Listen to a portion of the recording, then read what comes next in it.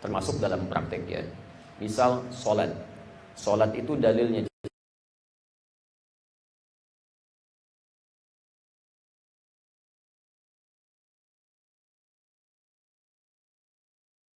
aqimus sholat, dan tunaikanlah oleh kalian sholat dengan sempurna. Kemudian dicontohkan oleh Rasulullah SAW cara sholatnya, bahkan dari mulai wudhunya sampai kemudian menghadap kiblatnya, takbir sampai dengan salam. Ketika semua itu ada, maka praktek sholat ini mesti sesuai dengan dalil dan contoh dari Rasulullah SAW. Kapanpun, dimanapun berada, sampai dengan kita kembali kepada Allah. Jangankan di masa kini, pernah di masa Nabi, seperti pernah saya sampaikan di Al-Bukhari nomor hadis 751, 757, di hadis Muslim dengan redaksi yang sama nomor hadis 397, ada sahabat Nabi namanya Khalad Az-Zuraiqi, pernah sholat bahkan di samping Nabi SAW di masjid Nabi.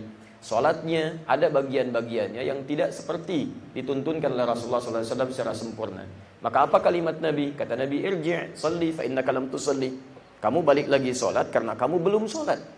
Ya, karena itu kemudian dia meminta diajarkan pada Nabi, diajarkanlah Rasulullah SAW. Idza qumta ila shalah asbighul wudu. Kalau kamu ingin salatnya sempurna, sempurnakan wudu dulu. Begini caranya. Kemudian baru menghadap ke arah kiblat, mastaqbilul kiblat. Lalu bertakbir sampai dengan salam.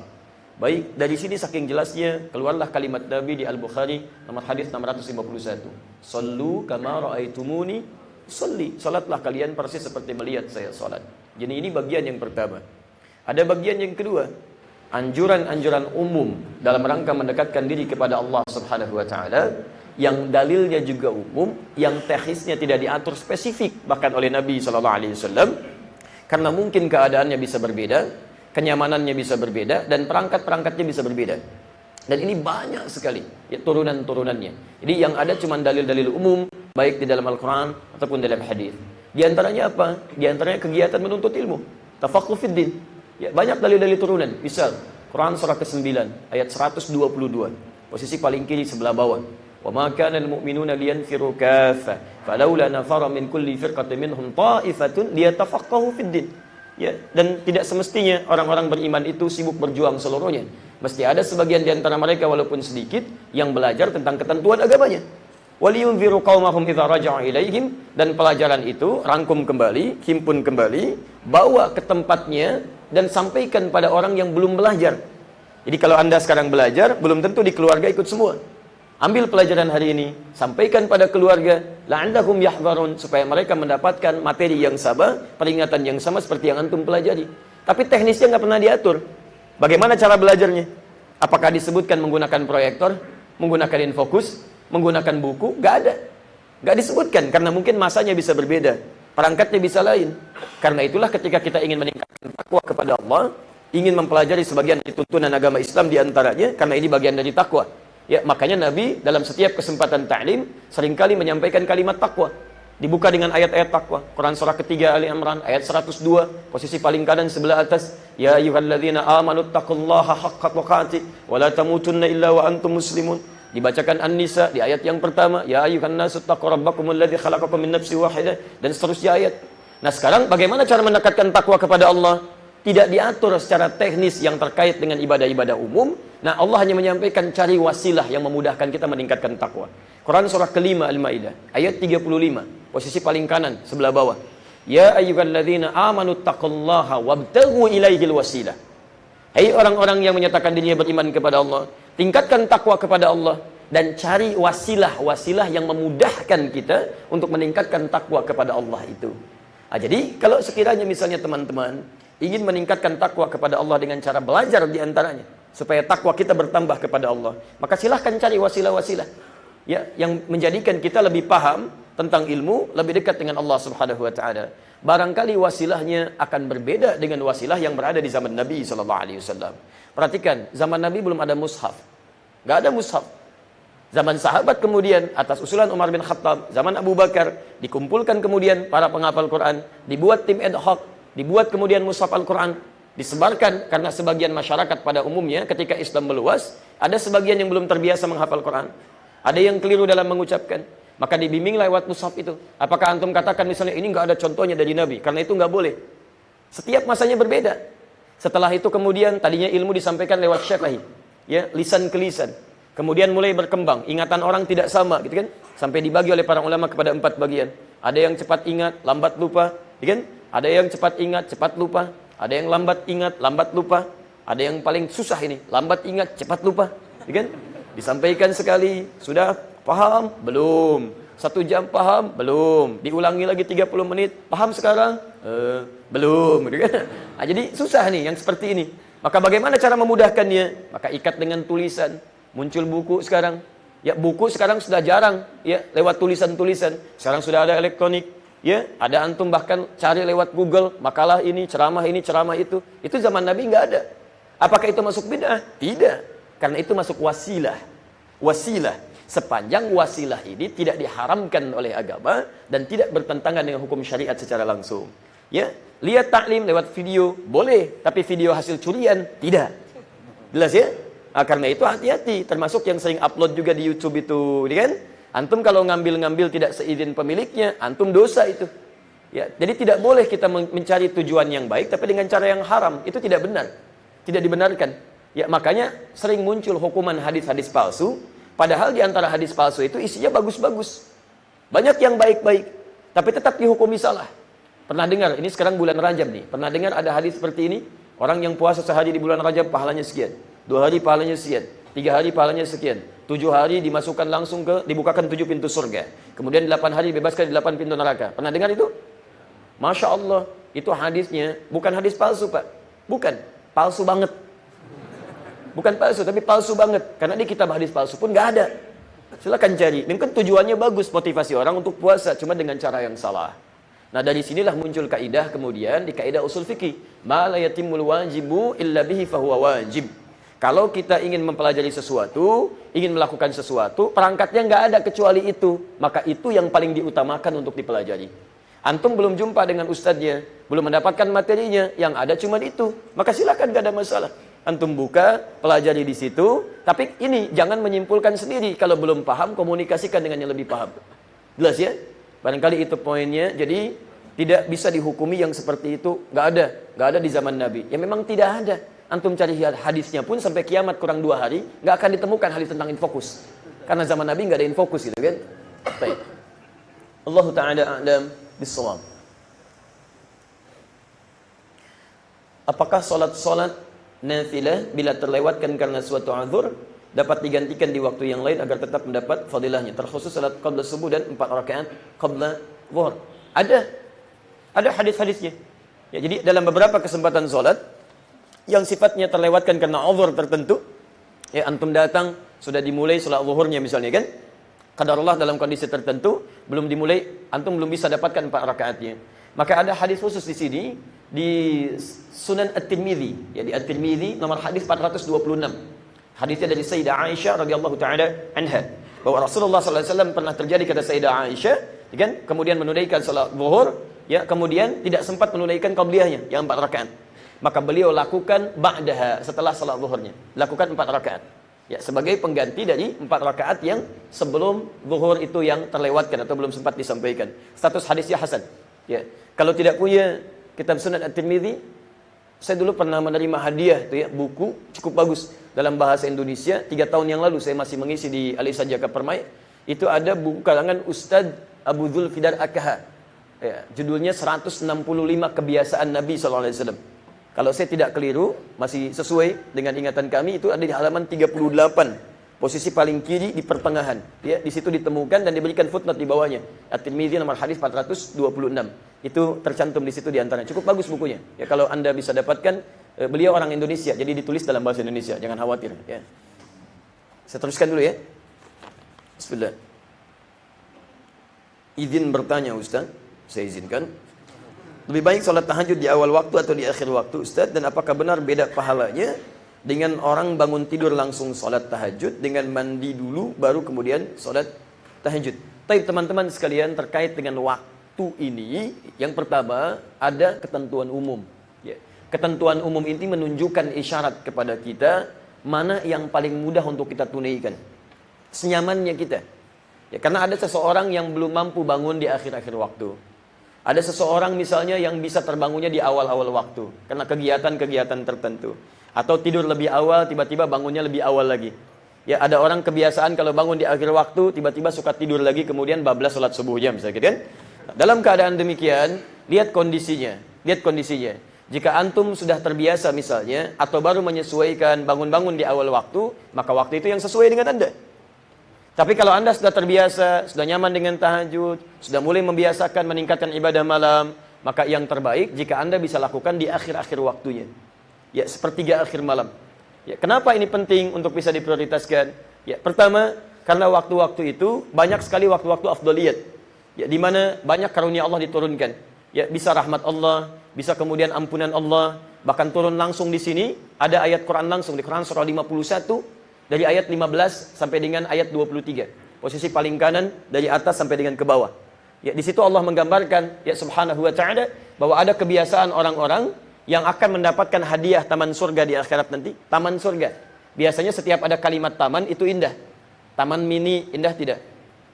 Halo? Baik, Taman Impian Jaya Ancol indah tidak? Indah gitu kan? Setiap taman itu pasti indah. Nggak ada taman yang tidak indah, kan? Nah, ada orang yang mendapatkan hadiah taman surga. Innal muttaqina fi jannatin wa 'uyun. Ada sebagian orang-orang takwa akan tinggal di taman-taman surga. Akhidhina ma atahum rabbuhum. Bahkan saking indahnya taman ini, mereka akan mendapatkan jawaban-jawaban karunia, rizki-rizki di taman surga ini langsung dari Allah Subhanahu wa taala, tanpa perantara. Ya innahum kanu qabla dzalika muhsinin. Siapa mereka ini? Mereka ini saat di dunia orang-orang yang ihsan. Apa amalan orang ihsan ini? Kanu qalila minal laili ma yahja'un. Mereka ini sedikit tidurnya, banyak menghidupkan malam. Kemudian ayat 18-nya, wabil asharihum yastaghfirun. Dan di waktu-waktu sahar menjelang kepada fajar, yang saya terangkan tadi malam, sekitar 15 menit sebelum fajar, mereka banyak beristighfar kepada Allah Subhanahu wa taala. Silakan perhatikan, ketika Allah menggabungkan antara waktu tahajud dengan waktu istighfar, digabungkannya menjelang kepada fajar.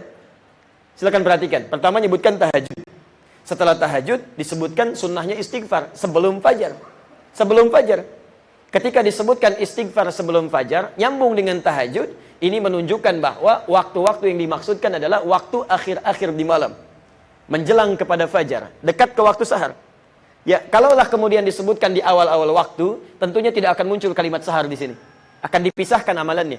Tapi ketika amalan ini disambungkan, ingin menunjukkan pesan bahwa orang yang tahajud jadi akhir waktu, maka lebih dekat mendapatkan kemuliaan di akhir-akhir waktu sebelum fajar, di waktu sahar yang bisa digunakan untuk kesempatan istighfar, banyak berdoa, memohon rahmat dan sebagainya. Jelas sampai sini? Baik, jadi dari sini, kalau Anda bisa tunaikan di akhir-akhir waktu, sepertiga malam, itu lebih baik, karena bisa langsung disambung kepada istighfar di waktu sahar, dan bisa langsung kemudian menunaikan waktu subuh, karena lebih dekat ke waktunya. Jelas ya? Tayyib. Allahu ta'ala a'lam bis-shawab. Lantas bagaimana? Apakah yang paling utama yang mandi dulu? Ya, atau tadi ada pertanyaan, ya, Ustaz, bagaimana apakah beda pahala dengan orang bangun tidur langsung sholat tahajud? Kalau yang seperti ini nggak ada, Pak. Nggak ada. Jadi orang bangun tidur itu diam dulu, gitu kan? Kemudian setelah itu dia setelah sadar wudu dulu, kan? Setelah wudu baru tahajud. Nggak ada orang bangun tidur langsung tahajud, gitu kan? Baik. Mungkin yang dimaksudkan adalah bangun tidur, wudu, kemudian tahajud. Dengan orang mandi dulu, kemudian baru setelah itu tahajud. Ini relatif. Relatif, bergantung keadaan juga. Ya, kalau keadaannya memungkinkan Anda mandi dulu, lebih bersih, berpakaian yang bagus, gunakan wangian untuk laki-laki, gitu kan? Yang baik, maka itu lebih utama. Lebih utama dibanding dengan yang biasa-biasa dan sebagainya. Jadi ini bergantung pada situasi, kondisinya, dan juga tentunya keadaan-keadaan saat tidur. Kalau berhubungan dengan suami istri tentu harus mandi dulu, ya, kemudian bersihkan dulu, baru setelah itu tunaikan tahajud. Tapi kalau tidak memungkinkan untuk itu, apalagi waktunya terbatas, boleh. Anda bangun, kemudian bersih-bersih dulu, ya, hapus sebagian bekas ngantuknya, setelah itu cuci tangannya, berwudu, dan gunakan waktu yang tersedia untuk menunaikan salat tahajud. Sekalipun cuma 2 rakaat. Di hadis riwayat Muslim, nomor hadis 749 dari Ibnu Umar radhiyallahu taala anhuma. Salatul laili mathna mathna, wa idza khashiya ahadakumul fajra falyutir rakatan wahidah. Salat malam itu silahkan tunaikan paling minimal 2 rakaat. Jika Anda tunaikan 2 rakaat, setelah itu Anda khawatir fajar akan segera tiba. Kalimat Nabi fajar akan segera tiba, bisa 2 kemungkinan. Bisa orang banyak menunaikan tahajud sampai mendekat kepada fajar. Bisa orang terlambat dia waktunya bangun, dekat-dekat ke fajar. Cuma dapat 2 rakaat. Ya, maka kalau Anda mandi dulu, ya habislah waktu di situ, ya. Nah, tidak mungkin Anda bisa menunaikannya. Maka Anda bisa wudu, tunaikan 2 rakaat, lalu tutup witir dengan 1 rakaat. Paham sampai sini? Baik. Dan lebih besar dari itu, kembali ukuran pahala itu kepada keikhlasan kita dalam menunaikannya. Semakin ikhlas, maka semakin besar pahala kemudian disampaikan. Apakah boleh salat qobliyah dikerjakan lebih dari 2 rakaat? Jika boleh, sampai berapa rakaat dikerjakan biar saya tidak ragu dalam menjalankannya? Bergantung qobliyah apa yang dimaksudkan. Kalau qobliyah zuhur boleh sampai 4 rakaat. Ada gitu kan? Tapi kalau qobliyah subuh, Nabi menunjukkan 2 rakaat. 2 rakaat. Nabi menyampaikan sallallahu alaihi wasallam di hadis riwayat Muslim nomor hadis 724. Beliau sampaikan raka'atul fajri khairum minad dunya wa ma fiha. 2 rakaat sebelum subuh itu disebut 2 rakaat fajar karena ditunaikan sesaat waktu fajar dia masuk. Jadi begitu masuk waktu fajar, adzan berkumandang, kita jawab selesai adzan, antum salat 2 rakaat sebelum salat subuh. Dan Nabi menyebutkan 2 rakaat. Ya, jadi cukup 2 rakaat saja karena Nabi menyebutkannya 2 rakaat. Jadi jangan terlampau soleh di sini. Ya, Nabi aja yang Rasul dekat dengan Allah dijamin masuk surga cuma 2 rakaat. Antum Nabi bukan, Rasul bukan, surga antum belum jelas. Pengen lebih daripada itu gitu kan? Nah, barangkali di sini penting dilihat lagi. Ya, jadi, nah ini pun sunnahnya yang 2 rakaat sebelum subuh itu sunnahnya cepat. Cepat. Bahkan yang dibaca oleh Nabi sallallahu alaihi wasallam itu umumnya pertama qul ya ayyuhal kafirun, kedua kemudian al-ikhlas. Dan kata Sayyidah Aisyah, saking cepatnya Rasulullah sallallahu alaihi wasallam, hampir-hampir saya menduga ini beliau ini bertanya dalam hati, baca Al-Fatihahnya kapan gitu ya? Baik ya? Tapi yang dimaksudkan ukuran cepatnya Nabi harus dilihat dengan standar salatnya Nabi, bukan diukur dengan cepatnya kita. Ya, Allahu Akbar, Allahu Akbar, Allahu Akbar, Allahu Akbar. Masya Allah, 2 rakaat nggak nyampe semenit Pak. Nah itu bukan itu seperti yang dimaksudkan. Ya, di salatnya Nabi itu, kalaupun dilihat ukuran cepat dari bacaannya, kalau ahli qiraat mengeluarkan hadar. Hadar itu dari sisi bacaan cepat, tapi tidak menghilangkan hukum tajwid. Jadi jadikan yang panjang-panjang jadi 2 harakat. 2 harakat, kisaran 1 detik. Ya. Alhamdulillahi Rabbil Alamin Ar-Rahmanir Rahim Maliki Yawmiddin Iyyaka na'budu wa iyyaka nasta'in. Misal. Ya, sama majaiz munfasil jadikan 2 harakat. Ya, walladzina yu'minuna bima unzila ilaika wa ma unzila min qablik wa bil akhirati hum yuqinun. Ya kan? Atau mad alif disukunnya bahkan 2 harakat. Wabil akhirati hum yuqinun ulaika ala hudam min rabbihim wa ulaika humul muflihun. Ya, jadi 2 harakat. Itu hadar namanya. Jelas ya? Tayyib. Jadi kenapa sunnahnya qabliyah subuh ya atau yang qabliyah itu ditunaikan lebih cepat dengan bacaan yang pendek supaya nanti di salat fardunya bisa berlama-lama.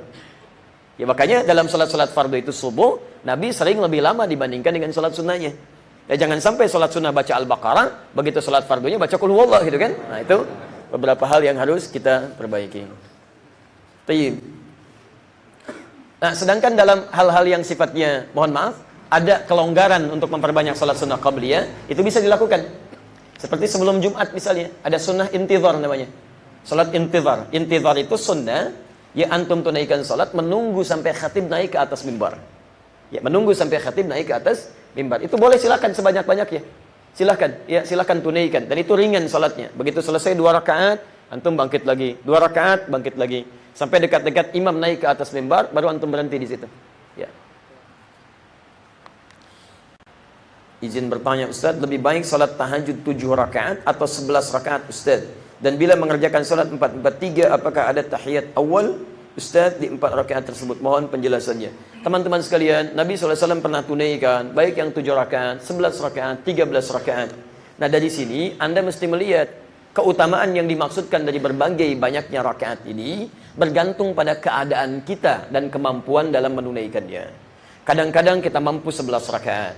Bahkan Nabi pernah 13 rakaat. Kan pernah. Abu Dawud nomor hadis 1367. Ketika dengan Ibnu Abbas di rumah Sayyidah Maimunah, pernah beliau 13 rakaat. 2 rakaat, 2 rakaat, 2 rakaat, 2 rakaat, kemudian ditutup dengan witir 1 rakaat. Pernah. Ya, kemudian beliau 11 rakaat ketika di rumah Sayyidah Aisyah. Bahkan disebutkan di Al-Bukhari nomor hadis 2008 sampai 2012, posisi paling kanan sebelah bawah. Ya, kemudian kata Sayyidah Aisyah, la tas'alan husnihinna wa tulihinna. Jangan ditanya bagaimana bagusnya bacaan Nabi dan panjangnya beliau. Ya, yusalli arba'an, thumma yusalli arba'an, thumma yusalli thalathan. Beliau salat 4 rakaat, kemudian 3 rakaat. Jadi berapa rakaat semuanya? 11 rakaat. 4, 4, 3. Pernah lagi ditunaikan di tempat yang lain dengan 2, 2, 2, 2, kemudian 1, gitu kan? Ada 11 rakaat. Jadi bisa 2, 2, bisa 4, 4, kemudian 3.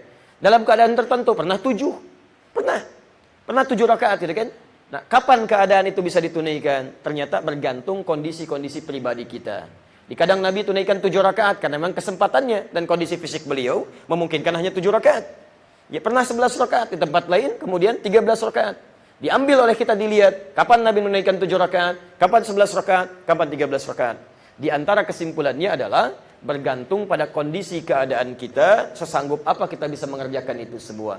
Jadi kalau Anda misalnya terlampau lelah, kan? Kadar kekhusyuannya cukup di 7 rakaat, jangan paksakan 11 rakaat. Begitu 9 rakaat sujud, khusyuk gitu kan, Masya Allah. Saking khusyuknya gak bangun-bangun, dibangunkan pas subuh Pak, tidur rupanya gitu kan. Nah, jadi hal-hal demikian mesti disesuaikan dengan keadaannya. Apakah kemudian yang 4 rakaat itu, 4-4-3, di 4-nya masih ada tahiyat? Kalau kita lihat, di dalam riwayat-riwayatnya tidak menunjukkan, tidak langsung memberikan isyarat, apakah ada tahiyat atau tidak.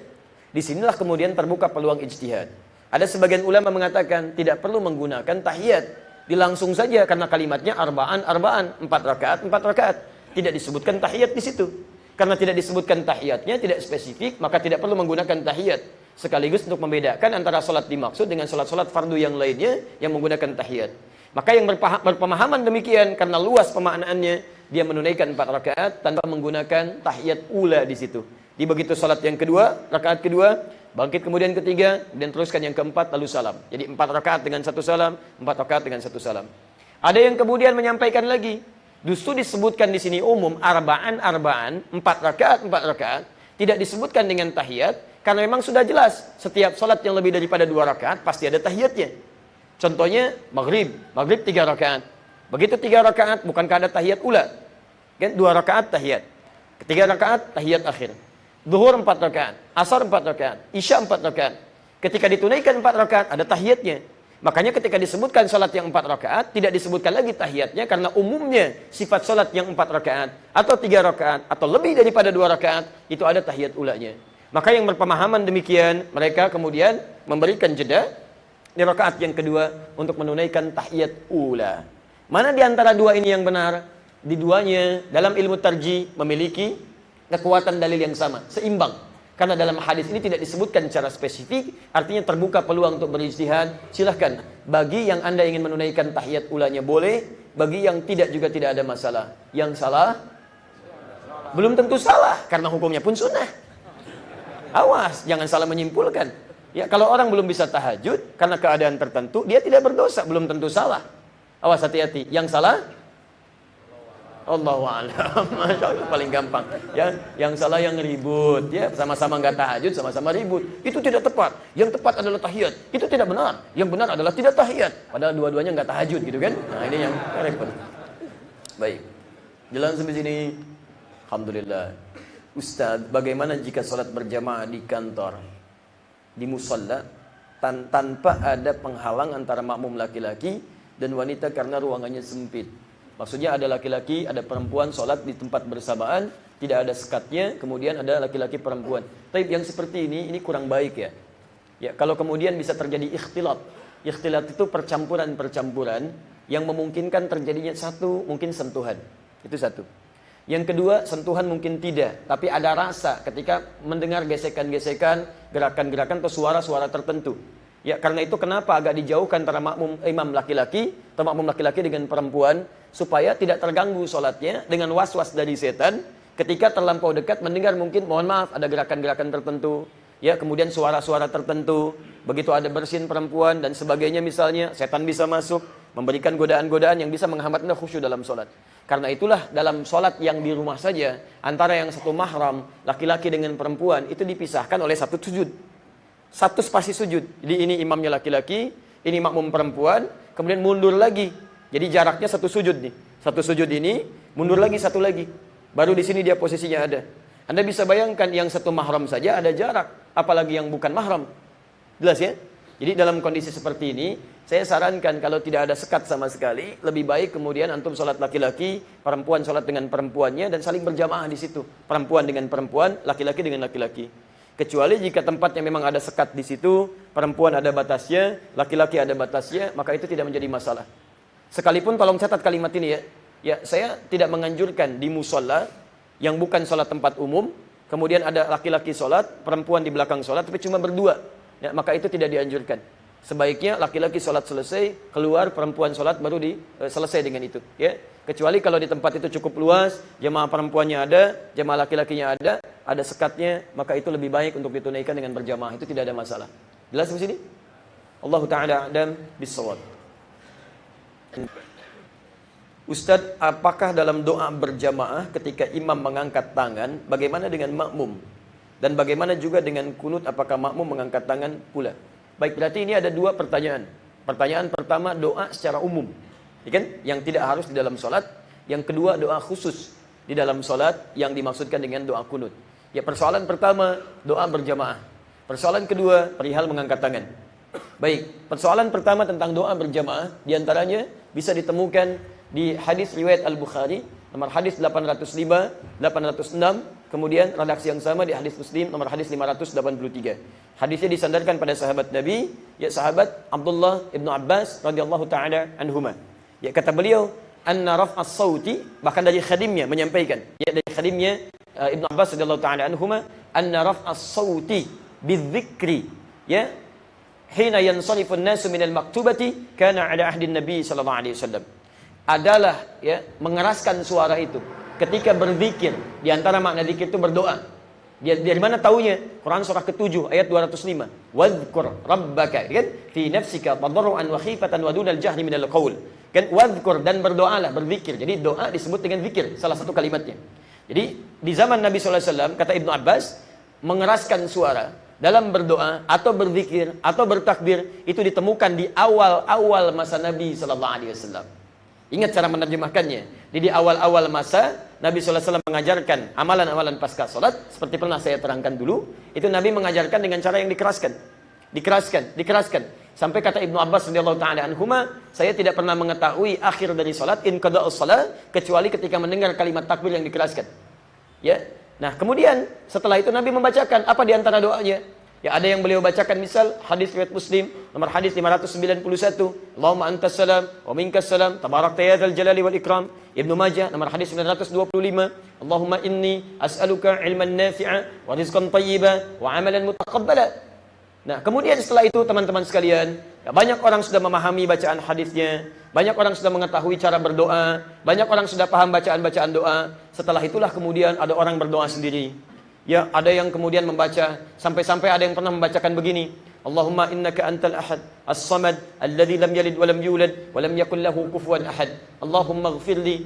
Ya Allah, hamba mengikrarkan Engkau adalah Rabb yang layak untuk disembah. Tidak ada Tuhan selain Engkau, yang dijadikan tempat berlindung, tidak diperanakan, tidak ada sekutu bagimu. Ya Allah, hamba mohon ampuni dosa hamba. Terdengar oleh Nabi, kata Nabi, Masya Allah, tahu dari mana engkau kalimat ini? Engkau baru saja berdoa dengan menyebutkan nama Allah yang paling utama, Asma'illahil A'zam. Idza du'iya biha ajaba wa idza su'ila bihi a'ta. Kalau disebutkan berdoa dengan nama itu pasti akan dikabulkan, kalau meminta dengannya pasti akan diberikan. Jadi dia berdoa nggak diajarkan oleh Nabi, tapi doanya dia bacakan mengambil kalimat-kalimat umum dari Nabi. Kata Nabi, bagus doa itu. Terjadilah peristiwa, ada orang berdoa kencang doanya, Ya Allah, Ya Allah, Ya Allah, Ya Allah, sampai memberikan pengaruh kepada yang lain. Sampai turun ayat di sini, karena saking kencangnya bisa mengganggu orang lain, bisa menyebabkan orang tidak khusyuk, maka turunlah ayat di Quran surah ke-7 itu ayat 205. Wadhkur rabbaka fi nafsika tadarruan wa khifatan wa dunal jahri minal qaul. Dan sebutlah nama Allah, berdoalah cukup sekarang dalam hatimu saja. Tidak perlu terlampau kencang-kencang sampai bisa ganggu orang lain. Cukup berdoa dengan lirih, khusyuk, sampaikan permohonanmu. Ya, bahkan di ayat lain engkau tidak berdoa kepada zat, ya dalam kalimat-kalimat hadis, ya yang tuli, yang tidak bisa mendengar, cukup sampaikan, Allah Maha mendengar bahkan sebelum itu disampaikan. Maka menyimpulkan kalimat ini, kata Imam Asy-Syafi'i di kitabnya halaman jilid pertama, halaman 150 sampai 151. Kata Imam Asy-Syafi'i, di awal-awal masa Nabi mengajarkan doa. Di awal salat itu, doa yang dikeraskan itu dengan tujuan untuk memberikan taklim, pengajaran, contoh kepada orang-orang yang belum tahu bagaimana caranya berdoa. Belum paham kalimat apa yang dibacakan. Pada yang seperti ini sunnahnya dikeraskan karena dia belum paham dan belum tahu bagaimana caranya berdoa. Bagaimana Anda bisa mengajarkan orang-orang belum bisa berdoa dengan sihir? Mustahil. Ada anak Anda, Dek, sini Dek. Adek nanti berdoa kepada Allah ya setelah sholat. Bagaimana Abi cara berdoanya? Tidak akan kedengaran. Makanya Anda bacakan Allahumma inni as'aluka ilman nafi'a. Setelah dipahami, dia mengerti, paham bacaannya, biarkan dia dengan bacaannya. Kata Imam Asy-Syafi'i, lebih utama disunnahkan berdoa masing-masing ya dalam pribadinya, karena dia menyampaikan hajatnya langsung terkait kebutuhannya tanpa harus kemudian dikeraskan berlebihan jika sudah mengetahui dengan doa-doanya. Tapi kalau Anda belum paham, ingin mengajarkan atau bimbing masyarakat yang belum mengerti dengan itu, maka akan lebih baik bila dijaharkan supaya mereka bisa mengetahui dan mengikuti bimbingan doanya. Paham sampai sini? Apakah mengangkat tangan atau tidak? Yang terbaik dalam situasi seperti ini di Abu Daud nomor hadis 1488 sampai 1490. Isyaratnya mengangkat tangan lebih baik dibandingkan dengan tidak mengangkat tangan. Mengangkat tangan lebih baik dengan tidak dibandingkan dengan tidak mengangkat tangan. Sahabat Nabi bertanya pada Rasulullah SAW, "Ya Rasulullah, bagaimana seseorang ketika berdoa mengangkat tangan?" Dibalikan oleh Nabi, "Bagaimana pendapatmu ketika ada seseorang meminta kepada engkau dengan mengangkat tangannya begini? Pak, tolong Pak, tolong. Satu belum dikasih, dua tangan, Pak, tolong Pak, tolong. Ya, minta. Kata orang ini, saya malu kalau nggak ngasih. Maka dijawab oleh Nabi, Innallaha hayyun karibun. Sungguh Allah itu lebih memalu dibandingkan dengan engkau, lebih mulia dibandingkan dengan engkau. Dan akan sangat malu ketika membiarkan seorang hamba mengangkat tangannya bermohon, kemudian membiarkannya sampai tangannya turun tanpa menjawab doanya. Ini menunjukkan kata para ulama, mengangkat tangan dalam berdoa lebih utama dibandingkan dengan tidak mengangkat tangan. Di antara dalilnya lagi di hadis Muslim, nomor hadis 1056. Di Al-Arba'in, nomor hadis yang ke-10, posisi paling kanan, ya di sebelah atas, sampai ke pertengahan. Ya, thumma dzakara rajula, Nabi mengisahkan seorang lelaki, yutilus safara, menempuh perjalanan panjang, asy'atha aghbara, sampai rambutnya berantakan, tampilannya kumal, yamuddu yadayhi ilas sama. Dia berdoa kepada Allah mengangkat tangannya ke langit begini. Kemudian fayaqulu ya Rabb, ya Rabb. Berkata ya Allah, ya Rabb yang merawatku, yang mengabulkan doa, memberikan kecukupan. Bermohon dia. Ya, cuman sayang. Bukan Allah enggak mau ngabulkan. Kata Nabi, anna yustajabu lidzalik. Ini enggak bisa dikabulkan doanya, bukan karena mengangkat tangannya. Bukan karena menyebut ya Rabb, bukan. Famalbasu haramun. Karena pakaiannya haram. Mat'amu haramun, makanannya haram. Masyrabu haramun, minumannya haram. Wa ghudhiya biharamin, dan perangkat hidupnya haram. Perangkat hidupnya haram. Di yang haram-haram itu bisa menghambat doa. Ya cuman di hadis ini dicontohkan dengan mengangkat tangan. Nabi tidak mengingkari proses mengangkat tangan itu, bahkan menunjukkan itu lebih mulia dibandingkan dengan tidak. Jadi Anda boleh mengangkat tangan ketika berdoa, itu dianjurkan. Caranya bagaimana? Caranya kalau lihat redaksi hadis itu bukan seperti ini. Bukan melepas ya, tapi mendekat begini, menyatukan. Jadi bukan terpisah begini, tapi mendekat seperti ini. Halo, terlihat? Baik ya, jadi mendekat seperti ini. Ya, bahkan ketika Anda berdoa mau tidur itu, itu kan disunahkan Anda membaca 3 surah. Ya, Al-Ikhlas, Al-Falaq, kemudian An-Nas. Itu ada sunnahnya. Ya, Anda bacakan itu sebelum tidur. Cara membacanya bagaimana? Mengangkat tangan dulu. Ya, bahkan spesial khusus. Angkat tangan, satukan tangannya begini. Kemudian tiup. Jangan terlampau kencang, biasa saja gitu kan? Enggak usah. Biasa saja tiup. Setelah itu mulai bacakan. Setelah dibacakan Anda usapkan ke bagian tubuh yang bisa dijangkau. Jadi boleh kita mengangkat tangan dalam keadaan berdoa ya di luar sholat dalam kondisi yang dibenarkan. Adapun berdoa dalam kondisi-kondisi misalnya ya khususnya dalam sholat, ada kondisi-kondisi yang tidak harus kita mengangkat tangan. Banyak doa dalam sholat, misal duduk di antara 2 sujud, kan ada doanya, Rabbighfirli, warhamni, wajburni, warfa'ni, dan seterusnya. Tapi tidak pernah ada contoh dari Nabi sambil berdoa sambil mengangkat tangan. Ya, Rabbighfirli, warhamni, wajburni, itu nggak perlu. Jangan terlampau soleh di sini, ya. Cukup tangan Anda di sini, kemudian Anda mengucapkan doa. Nah, terkait dengan doa kunut, ya. Imamnya kunut misalnya. Ya, kemudian makmum di belakang ingin mengaminkan misalnya, apakah harus mengangkat tangan? Tidak mesti dalam posisi ini. Di imam yang berdoa, saat imam berdoa, dia bisa mengangkat tangan. Adapun makmum di belakang sekedar mengaminkan saja. Kalau dia sekedar mengaminkan, maka 2 pilihan di sini. Mengangkat tangan dibolehkan, tidak pun tidak ada masalah. Jadi kalau misalnya di samping Anda ada orang, makmum misalnya, imam baca kunut, imamnya ngangkat karena dia berdoa. Ya dia angkat tangannya. Tapi posisi makmum, dia mengangkat tidak ada masalah, tidak mengangkat pun tidak ada masalah. Jadi kalau hanya sekedar mengaminkan, ya saya barusan mengaminkan, tapi tidak harus mengangkat tangan, maka saya diam. Itu tidak ada persoalan di sini, itu ringan, ya. Tapi kalau antum mengangkat tangan pun tidak ada masalah di sini. Kalau ingin ikuti bacaan-bacaan doanya. Jelas di sini? Baik. Dan saya sangat mengharapkan, menganjurkan, juga bermohon.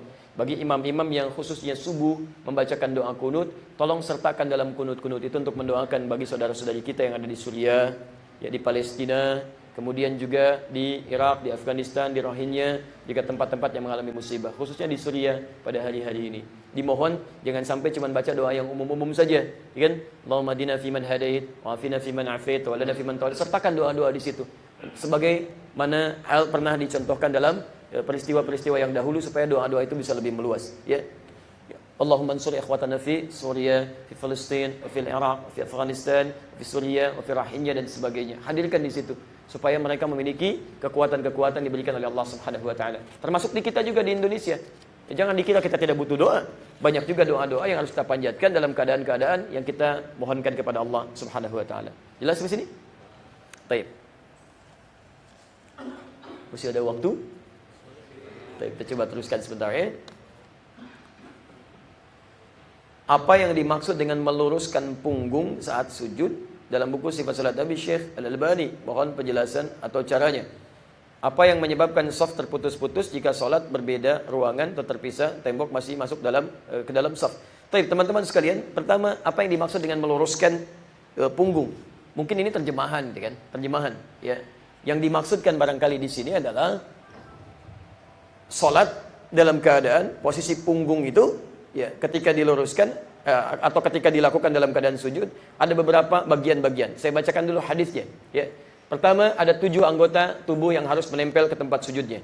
Baik, lihat teman-teman sekalian, dari Ibnu Abbas radhiyallahu taala anhuma, beliau menyampaikan, umirna an nasjuda ala sab'ati a'zamin. Kami diperintahkan untuk sujud dalam 7 posisi yang mesti menempel. Pertama, al-jabhah, kening. Ketika menyebut kening, Rasulullah sallallahu alaihi wasallam itu menunjuk dengan telunjuknya ke hidung begini. Jadi kening, tapi telunjuk menunjuk ke hidung. Ini menunjukkan kesempurnaan saat sujud itu, keningnya yang nempel, tapi akan lebih sempurna jika hidungnya pun bisa mendekat ke tempat sujud. Terlebih bisa menempel. Jadi kalau kening Anda bisa kemudian menempel dengan sempurna, kemudian setelah itu hidungnya lebih dekat ke tempat sujud, bahkan menempel, itu lebih sempurna keadaan sujudnya. Tapi kenapa tidak disebutkan hidung langsung menempel? Karena keadaan tempat sujud bisa beda-beda. Jadi kalau tempat sujud seperti ini, enak, bagus, ya, debunya minim dan sebagainya, itu nempel bisa lebih nyaman. Tapi kalau Anda pergi ke gunung misalnya, atau sedang berada di tempat tertentu, tidak ada alasnya, ya, hanya pasir dan sebagainya, maka Anda bisa menjaga jarak antara hidung dengan tempat sujudnya. Cukup keningnya ditempelkan. Kedua adalah kafain atau yadain, 2 telapak tangan. 1 tambah 2, 3. Kemudian selanjutnya rukbatain, 2 lutut. Tambah 2, 5. Kemudian yang terakhir, jemari di 2 kaki. Ya, tambah 2 jadi 7. Semuanya ditempelkan kata Nabi dengan sempurna. Famakin sujudaka. Jadi nggak boleh kita kemudian mohon maaf, baru nempel begini, belum ditekan misalnya, sudah bangkit lagi. Jadi sempurnakan dulu. Nah, ketika Anda menyempurnakan 7 posisi ini, benar sujudnya, seperti pernah dulu kita praktekkan, itu otomatis pasti punggung Anda akan keadaan lurus sampai ke belakang. Pasti itu. Kalau nempelnya benar. Telapak tangan ditempelkan dengan sempurna, sikunya menjauh dari situ, kemudian sujudnya kening yang ditempelkan, posisi kemudian lututnya diatur dengan baik, sampai ditekuk jarinya, maka akan ditemukan posisinya itu kurang lebih membentuk semacam sudut, ya. Sujud seperti 90 derajat seperti ini. Bagus, sempurna. Nah, tidak bengkok. Yang dimaksud bengkok itu kadang-kadang kan mohon maaf, ini nempel kening, tapi tangan misalnya ini Said itu apa namanya? Apa ini disebutnya? Kalau ini kan siku, kalau siku tuh ini. Ya, antara siku dengan pergelangan yang di sini itu ya, alas yang di sini. Ada yang menempel begini. Ya, kalau Anda menempel seperti ini, otomatis ini akan terbawa turun ke bawah. Artinya keadaan seperti terlihat bengkok. Ya, dan ini yang dilarang oleh Nabi sallallahu alaihi wasallam. Ya, jangan kalian sujud seperti duduknya anjing yang menempel begini. Ya, jangan kalian sujud misalnya macam-macam. Ya, ada redaksi-redaksinya yang kemudian kita penting pelajari. Jadi yang dimaksud meluruskan ini adalah menempelkan yang 7 tadi dengan sempurna. Di antara cirinya akan terlihat keadaan punggung itu begitu lurus, simetris membentuk sujud seperti 90 derajat seperti ini. Tapi poinnya bukan pada bentukan lurus ya, bukan, tapi ketika menempel yang 7 itu secara sempurna. Paham sampai sini? Baik, makanya akan ada ruang di antara lambungnya dengan tempat sujudnya, nggak akan menempel itu. Ya, sampai Nabi katakan, berikan ruang itu seakan-akan anak kambing bisa lewat. Ya, anak kambing bisa lewat itu bukan Anda sujud latihan diukur dengan anak kambing. Anak-anak sekalian, sekarang di kelas kita akan belajar sifat sholat Nabi, sujud yang sempurna. Masya Allah. Ayo sujud semuanya. Begitu sujud, ibu guru, anak kambing siap, anak kambing diukur lewat. Nggak akan ada yang bisa seperti itu. Karena ukuran kambing dengan orang sujud itu mungkin bisa berbeda. Yang dimaksud di bahasa majas, bahasa kiasan. Kiasan maksudnya berikan ruang, jangan tempelkan. Apalagi menempelkan siku kepada diafragma, begitu bahaya. Ya, bahaya itu dilarang oleh Nabi. Bisa-bisa Anda nafasnya terhambat, bisa meninggal di situ. Ya, karena saat sujud itu darah dipompa dengan kencang, langsung nyambung ke otak. Kalau siku Anda menempel ke sini, ditekanlah. Tertekan, ya, aliran darah Anda bisa menghambat Anda untuk bernafas dengan baik. Wallahu taala a'lam bissawab.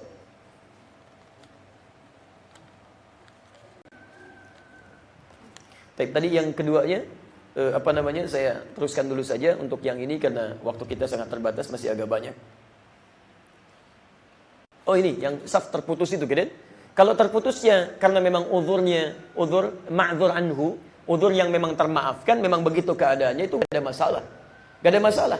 Yang jadi masalah itu ketika sengaja terputus-putus, tidak nyambung dengan saf yang lainnya. Dibuat longgar sengaja. Tapi kalau sifatnya yang seperti ini, misalnya ada tembok, ada apa, yang memang sama sekali gak bisa dihilangkan. Ini kan pondasi nih.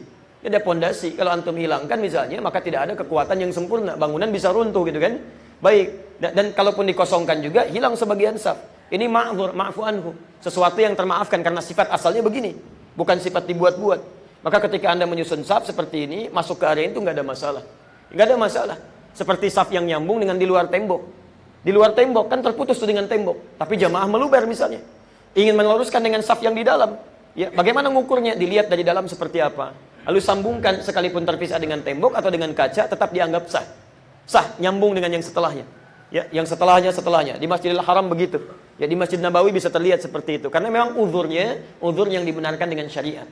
Ma'dzurun ala dawi syar'i, ala dawi syariah, dibenarkan secara syariat. Gak bisa, Pak. Ini kajian meluber nih, sampai keluar. Saf kita terputus dengan tembok. Khusus kajian malam ini, hancurin dulu temboknya. Masya Allah. Ntar besok kita bangun lagi. Gak bisa. Repot seperti itu gitu kan. Nah, kecuali dalam kondisi-kondisi yang sengaja dibuat terpisah. Ya, mohon maaf. Sudah ada saf di sini, minta mojok di belakang, mojok di ujung-ujung. Pak, itu yang susah, itu yang bermasalah, gitu kan? Yang seperti itu bukan dimarahi, tapi mungkin belum tahu ilmunya. Orang yang belum tahu ilmu itu diberitahu.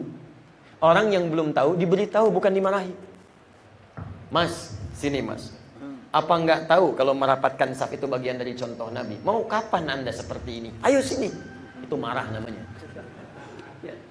Hadirkan kelembutan. Masya Allah, akhi. Yuk, kayaknya kita lebih enak kalau kita rapatkan di sini. Saya yang ke sana atau antum yang ke sini, gitu ya? Dengan bahasa yang enak, nyaman.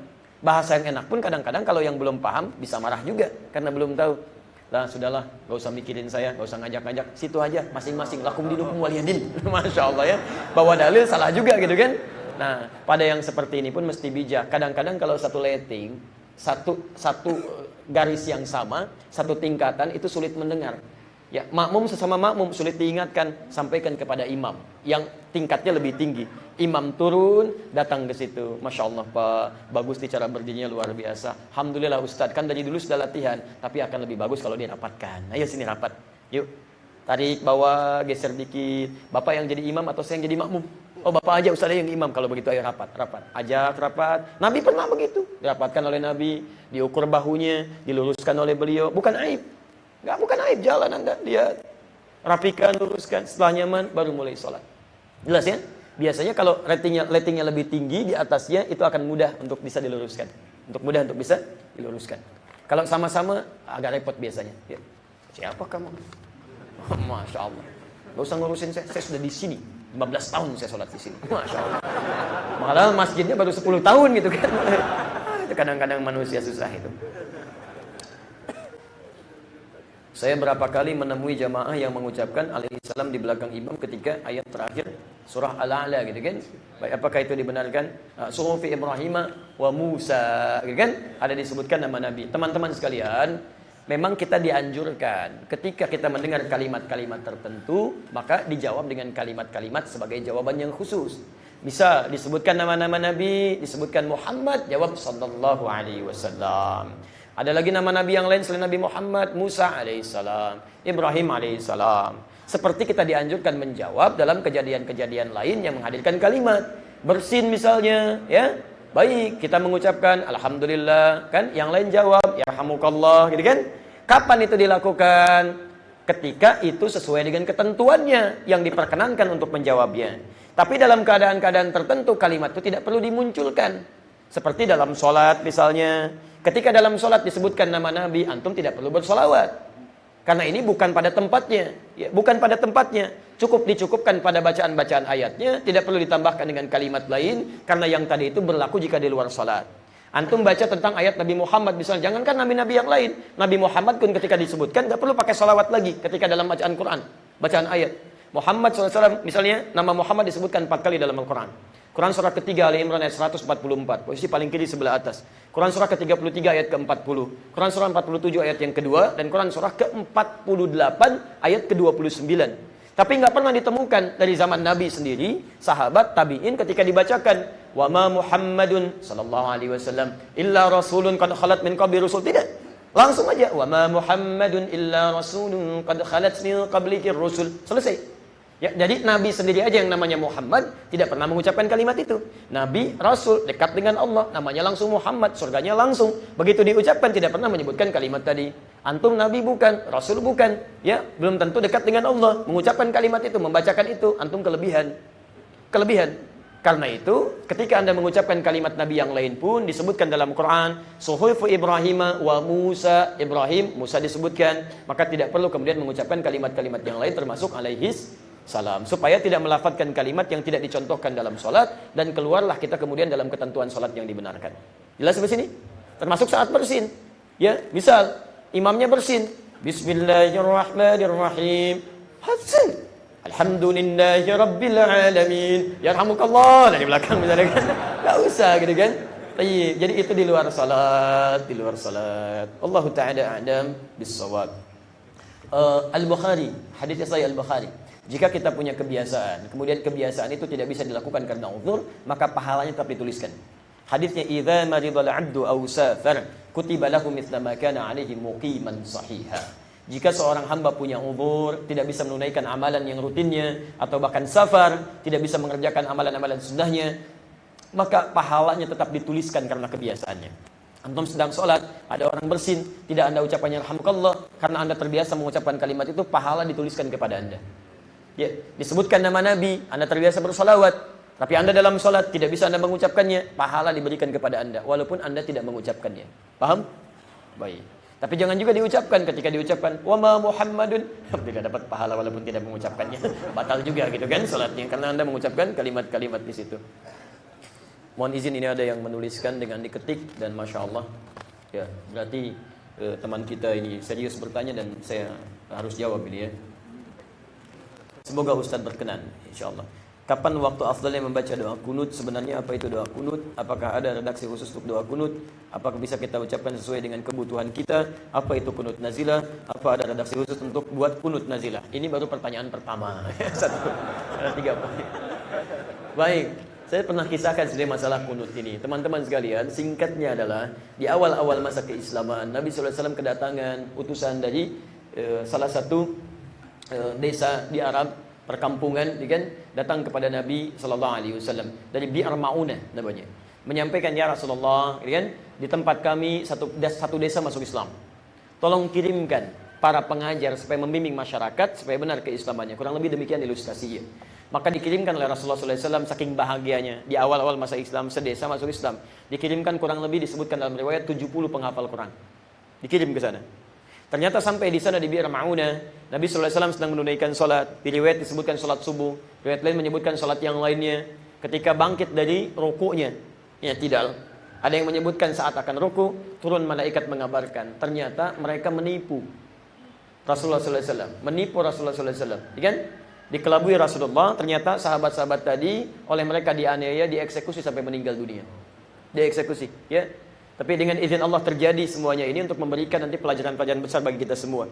Hati-hati, kadang-kadang tidak semua orang itu ada orang baik di sekitaran kita. Kadang lisannya baik, ternyata dia munafik. Kadang lisannya baik, ternyata dia fasik, kan? Kadang lisannya baik, ternyata dia ingkar berlebihan. Dan itu akan nampak kalau tidak disebutkan siapa namanya, kapan kejadiannya, maka akan terjadi lagi di masa-masa yang akan datang dengan keadaan yang lebih dahsyat. Anda akan temukan orang kalimatnya menarik, gitu kan? Bahkan bikin iklan, bikin kalimat-kalimat yang bagus, ternyata di balik itu dia punya rekayasa yang buruk terhadap Islam dan orang-orang Islam. Mesti hati-hati kita. Maka ketika itulah kemudian Nabi dengan sifat kemanusiaannya merasa marah dengan itu, Nabi berdoa kepada Allah. Allahumma adzibhum, Allahumma la'anhum, bani kita. Disebutkan si fulan. Ya Allah, tolong hukum si fulan, tolong laknat si fulan, tolong berikan si fulan begini sampai sebulan penuh. Sampai turunlah kemudian Quran surah ketiga Ali Imran. Ayat 128 sampai 129. Laisa laka minal amri syai'un aw yatuba 'alaihim aw yu'adzibahum fa innahum zalimun. Muhammad, kamu tidak punya wewenang untuk menghukum seseorang atau bisa memberikan hidayah pada seseorang karena seorang pernah berbuat zalim. Ini Allah ingin menurunkan adab kepada Rasulullah SAW sebagai pelajaran bagi umatnya. Ini Muhammad, kamu masih di awal-awal masa dakwah. Ya, diberikan jawaban oleh Allah, turun jawaban. Di awal masa dakwah itu jangan terlalu cepat kemudian emosional. Ya, sampai dalam berdoa pun minta dihukum, minta begini, minta begitu. Ya, mudah bagi Allah untuk menghukum, mudah memberikan hidayah, itu hak Allah di sana. Tapi adabnya adalah ketika orang berbuat salah, kemungkinan besar dia pun masih punya peluang untuk berubah. Maka doakan yang baik-baik, jangan langsung minta dihukum. Ini ajaran di awal-awal masa dakwah. Supaya nanti tidak keluar kalimat-kalimat hukuman seperti nabi-nabi di masa dulu. Sebab Nabi Muhammad ini nabi akhir zaman. Ya, nabi untuk seluruh umat. Kalau di awal kemudian ada umat salah minta dihukum, maka selesailah kemudian dakwah beliau sallallahu alaihi wasallam. Maka dari situlah ketika turun ayat-ayat tadi, itu adab bagi kita. Kalau ada orang salah, gitu kan? Orang kemudian berlaku zalim, ada yang mencela kita, ada yang fitnah kita dan sebagainya, jangan dulu langsung marah. Makanya saya sering sampaikan kalimat ini. Kalau Anda dipuji pada sesuatu yang Anda tidak miliki, Anda nggak usah bangga. Seperti Anda pun dicela oleh orang lain pada sesuatu yang Anda tidak punyai, nggak usah marah. Kalau Anda dicela oleh orang lain, Anda tidak punya celaan itu, jangan marah. Nggak ada kerjaan dicela pada Anda yang tidak punya. Kalau Anda marah, berarti Anda punya celaan itu. Ya. Sebagian orang mengatakan, Ustaz, antum ini dituduh, antum dicela. Kenapa antum tidak marah? Kenapa antum nggak jawab? Kenapa saya mesti marah? Saya kan nggak punya sesuatu yang dicela itu. Kalau saya dicela, saya nggak punya celaan itu, kenapa marah? Aneh kalau saya marah, artinya saya punya celaan itu. Ya, nggak usah menjawab sesuatu yang memang tidak ada jawabannya. Kalau antum diminta sesuatu yang tidak ada, kenapa harus menjawab? Artinya ada gitu kan? Ya, jadi selesai persoalannya. Jadi teman-teman sekalian, dalam konteks ini turun ayat tadi, setelah ayat itu turun, Nabi kemudian tidak berdoa dengan kalimat tadi lagi. Tapi Nabi mengajarkan doa kepada cucunya Al-Hasan, dengan temannya Ibnu Umar, dengan sahabat yang lainnya. Doanya ini diganti dengan doa-doa yang baik. Allahumma hdini fiman hadait, wa'afini fiman afait, wa tawallani fiman tawallait, wa barik li fima a'tait, wa qini syarra ma qadait. Di redaksi hadisnya tidak pakai birahmatika. Langsung wa qini syarra ma qadait, tidak pakai birahmatika di redaksi hadisnya. Baik, teman-teman, doa yang baik yang dipanjatkan kepada Allah karena ketaatan kepada Allah. Sesuatu yang dilakukan karena ketaatan kepada Allah disebut dengan kunut. Orangnya disebut dengan qanita. Karena itu istri yang salehah disebut dengan qanita. Quran surah keempat ayat 34. Posisi paling kiri sebelah atas. Fassalihatu qanitatun. Di antara ciri istri yang salehah itu taat kepada Allah Subhanahu wa taala dengan cara menaati suaminya. Maka dari sinilah kemudian diperkenalkan, diistilahkan dengan doa kunut, yaitu doa memohon kebaikan-kebaikan kepada Allah Subhanahu wa taala. Diajarkan kepada sahabat-sahabat tadi. Kemudian apa yang dilakukan? Mereka kemudian mengerjakan doa itu. Ada yang dibacakan saat subuh, ada yang dibacakan saat dalam kesempatan witir, ada yang dibacakan pada saat witir di akhir-akhir 10 Ramadan dan sebagainya, dan Nabi mendiamkan itu semua. Kata sebagian sahabat, Nabi tidak mengerjakannya lagi. Kata sahabat yang lain, sesekali Nabi mengerjakan. Kata yang lainnya, pernah Nabi mengerjakan sampai akhir hidupnya di waktu subuh. Nah, karena kalimatnya terbuka seperti ini, maka para ulama berijtihad. Imam Asy-Syafi'i mengambil, karena Nabi pernah mengerjakan itu, walaupun umumnya Nabi tidak pernah mengerjakan, tapi Nabi mendiamkan sahabat, diamnya tanda setujunya karena tidak dilarang, maka yang terbaik saya kerjakan. Toh dengan mengerjakan itu ada pahalanya daripada enggak sama sekali. Imam Abu Hanifah menyimpulkan, kata Imam Abu Hanifah, sebelum peristiwa itu Nabi tidak kunut. Kemudian ada peristiwa itu Nabi kunut, tapi setelahnya Nabi tidak kunut lagi. Ini menunjukkan bahwa kunut dalam subuh itu bukan syariat yang harus dilakukan. Karena Nabi pun sebelumnya tidak kunut, setelahnya tidak kunut lagi, kata Imam Abu Hanifah. Maka beliau memilih tidak kunut. Imam Ahmad bin Hanbal melihat, sebelumnya Nabi nggak kunut. Ada peristiwa yang membutuhkan doa, Nabi kunut. Jelas? Setelah itu tidak kunut lagi. Ini mengisyaratkan bahwa kunut itu dilakukan ketika ada peristiwa yang membutuhkan doa. peristiwa yang membutuhkan doa sehingga kita berkunut kepada Allah, maka peristiwa yang disebut dengan nazilah. Maka diistilahkanlah dengan kunut nazilah. Tiga-tiganya itu ijtihad dari para ulama-ulama saleh, ulama-ulama salaf yang bisa dipilih. Jadi kalau Anda misalnya ingin kunut, silahkan. Ya, di antara yang kunut Imam Al-Bukhari mazhabnya Syafi'i, silahkan. Kalau Anda tidak ingin kunut, silahkan seperti Imam Abu Hanifah. Kalau Anda ingin kunut nazilah pun diperkenankan ketika ada kejadian baru Anda kunut. Itu tidak ada masalah. Semuanya benar, yang salah yang tidak sholat subuh, ya. Baik, saya di Tripoli dikatakan, Ustaz, alhamdulillah, katanya kan. Ketua PBNU dulu datang, nyampaikan, alhamdulillah, sekarang di Indonesia, Ustaz, tidak Muhammadiyah, tidak NU, katanya. Semuanya sudah tidak kunut subuh. Masya Allah. Bisa begitu, Pak? Karena nggak pada ke masjid, gitu ya. Oh, hati-hati, jangan sampai persoalan kunut pada ribut, masjid kosong, gitu kan? Itu yang tidak tepat. Dan tidak ada hubungan dengan NU ataupun Muhammadiyah. Di kunut itu dari dulu sudah ada peristiwanya. Saya tugas di Mekah tahun 2010. Begitu tugas, Masya Allah, nyambut jemaah pertama, sholat Isya. Begitu sholat Isya, imamnya Sudes pada waktu itu, ya Syekh Sudes, disirkan, alhamdulillahi rabbil alamin. Imamnya Muhammadiyah, katanya. Ini imamnya Muhammadiyah, ya. Begitu subuhnya nggak kunut, apa saya bilang, katanya kan, ini Muhammadiyah. Tapi ketika ikut diberikan penjelasan, paham, dan nggak ada yang berselisih. Silakan cek ketika di Mekah, nggak pernah ada protes. Begitu selesai sholat, oh imam, kenapa kamu tidak kunut? Nggak ada, ikut aja begitu biasa. Makanya kenapa ketika pulang ke Indonesia ini pada ramai lagi? Sudah selesai, yang kunut sudah. Kalau imam kunut di belakang aminkan, selesai. Kalau imam tidak kunut, nggak usah ramai dan nggak usah sujud sawi. Ya, kalau imamnya tidak kunut, begitu salam sudah selesai, jangan terlampau soleh. Ya, begitu selesai sujud lagi nggak usah, gitu kan? Nggak usah, karena salat Anda mengikuti imam. Wallahu taala a'lam bissawab. Untuk sementara saya cukupkan dulu, ya. Saya cukupkan dulu karena Anda pun punya waktu untuk bisa menyempurnakan pekerjaan Anda. Saya tadi masuk ke sini, saya lihat ada spanduk itu mau bangun tempat wudu, ya. Sudah selesai belum? Butuh biaya berapa? Berapa biayanya itu? Oh, itu kan belum selesai, ada anjuran tuh spanduk bikin tempat wudu, ya kan? Kan bisa dilihat orang banyak itu. Sudah selesai belum? Berapa biayanya? Baik, kami dari tim akhir insyaallah kita ikutan, kita kasih 10 juta gitu, ya. Teman-teman silakan yang lainnya, teman-teman silakan bantu. Saya tidak senang kalau ada sesuatu kita nggak bisa respon, gitu kan. Silakan kita ajak supaya kita bangun sama-sama. Jangan turun ke bawah, masa rumah Allah Anda sampai pasang jaring begini minta dan sebagainya. Nggak usah. Anda dititipkan harta oleh Allah, berikan. Ya, karena itu bekal ke surga kita. Allah titipkan kepada Anda karena mungkin kurang di amalan yang lainnya. Ayo bantu, ya. Termasuk tadi malam ada yang dibayarkan kupon itu untuk Darul Khufad. Ayo bantu. Ada 50.000, ada 100.000. Mungkin itu yang mengantarkan kita ke surga. Ya, kita maksimalkan. Kalau bukan kita, siapa lagi? Ya, masa ada non-muslim nyumbang masjid, nyumbang bangun masjid, orang Islam sendiri kemudian tidak melakukannya. Tapi jangan dibanggakan juga. Karena salah hukumnya bangun masjid, nggak sholat di dalamnya. Ya, salah juga, keliru gitu kan. Kalau Anda mau bangun masjid, ayo sekalian ikutan sholat di dalamnya, itu lebih bagus. Ya, jadi teman-teman sekalian, ayo kita maksimalkan dan kita hormati. Tolong parkir yang baik, jangan ada kemacetan, ya, yang rapi, yang bagus. Bantu ya Bapak polisi yang ada di luar, dan masya Allah kita doakan pada Allah Subhanahu Wa Taala semoga diberikan pahala oleh Allah Subhanahu Wa Taala yang telah memudahkan taklim kita dalam keadaan tenang di hari ini. Insya Allah ini akan dijawab salah satunya pada sesi malam nanti dalam sesi Al-Quran Sunnah Solution bersama 5 tokoh dunia, ada 4 duta besar dan 1 orang tokoh dari Jamiah Dakwah Islamiyah. Semoga terhubung juga ke Lampung di channel Akhir TV insyaallah. Subhanakallahumma bihamdika asyhadu an la ilaha illa anta astaghfiruka wa atubu ilaik. Wa akhiru da'wana alhamdulillahirabbil alamin. Wal afu minkum. Jika ada yang benar silakan diamalkan. Tolong catat kalimat saya. Jika ada yang keliru dari jawaban saya, mohon tinggalkan segera jawaban saya. Ambil pendapat ustaz lain dan hindari segala hal yang bisa menghadirkan kurangnya pahala kita di hadapan Allah Subhanahu wa taala. Assalamualaikum warahmatullahi wabarakatuh.